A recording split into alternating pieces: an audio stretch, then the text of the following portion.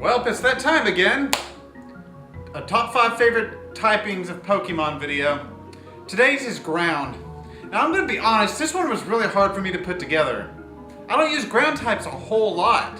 So primarily, this is gonna be a mix of like design preferences with some, stats and shit because I've used the Pokemon and whatever. I have used some ground, and of course the good old nostalgia and references from anime and shit. So, there you go. Also, I've said this 1,000 times before, but there'll be no legendaries here because they're getting their own video after all these. Without further ado, let's get started.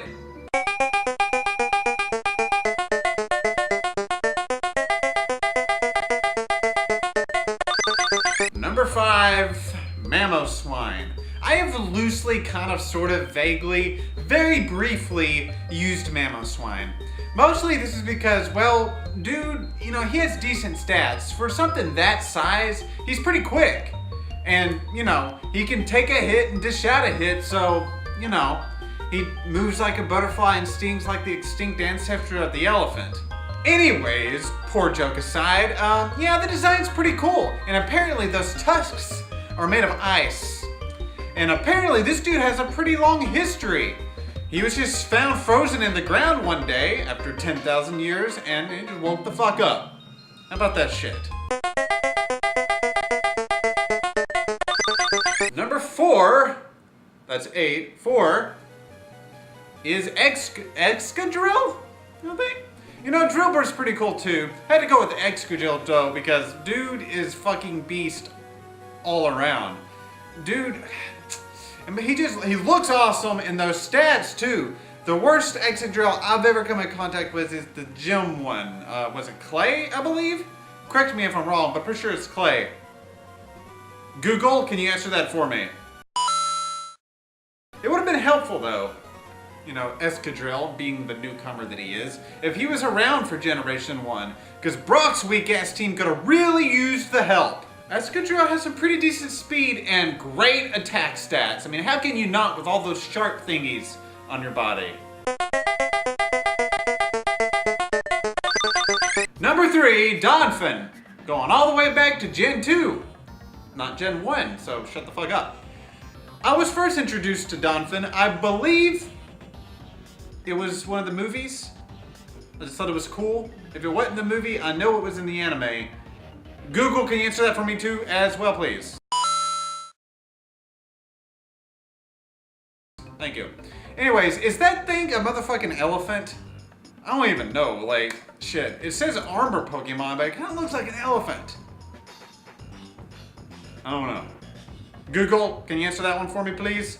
Please, Google, knower of all things that I don't. So, that's about the extent of its nostalgic value with me. I never used it a lot in battle. Some, I thought it looked cool, but it's not one I can claim, really. It does have good attack and defense, which, it is the armor Pokemon, so it's kind of expected. So what really more can you ask for? It's a good battler, it looks cool. Moving on.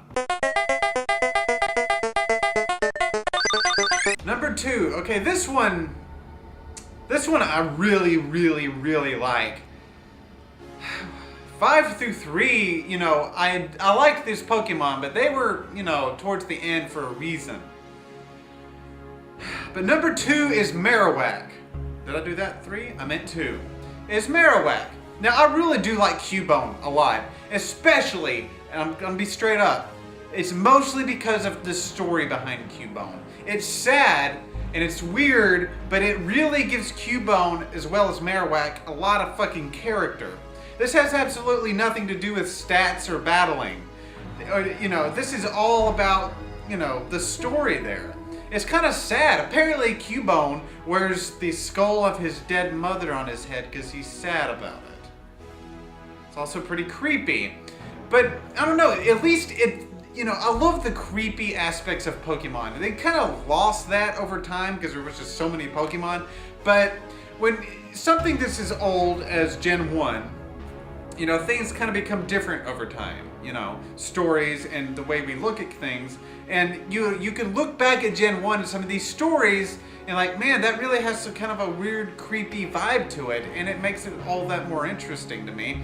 And there's been plenty of creepypastas about it. People have, you know, theorized about things regarding this Marowak, but I went with Marowak just simply because it's the evolution of Cubone, and obviously it's a slightly better Pokemon, but I love them both equally. They both have that really weird but great, creepy, nostalgic value with me, and you can't deny that, you know, there's some really decent writing there, and it gives these Pokemon some fucking character, which, you know, we all would imagine we'd all enjoy. I didn't mention stats at all. That's fine. Let's move to number 1 now. Number 1 is probably the baddest looking motherfucker on this list. Another Generation 1 Pokemon, and that's Sandslash. Okay, now Sandshrew, I really like too. Motherfucker's adorable. Like, put that shit in my purse and walk around Walmart or Petco with it. Hopefully I get a lot of awes, look at what the fuck is that thing?